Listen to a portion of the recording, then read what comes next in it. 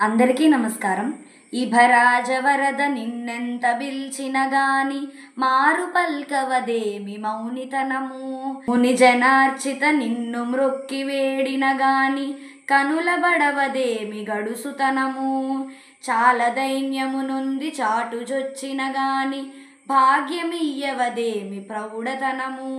స్థిరముగా నీ పాద సేవ చేసెదనన్న దొరకజాలవదేమి ధూర్తతనము.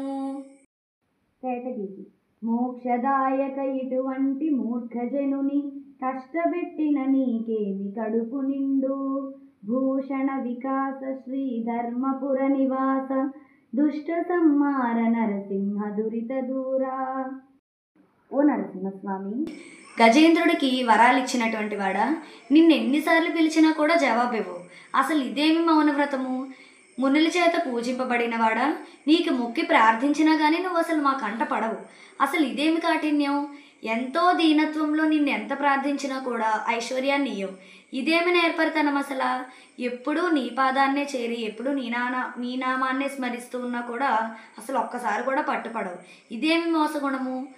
ఓ మోక్షాన్నిచ్చేవాడా, నాలాంటి తెలివిలేని వాడిని ఇంత కష్టాలు పెడితే నీకేం కడుపు నిండుతుంది? ఇది ఈ పద్యం యొక్క భావం.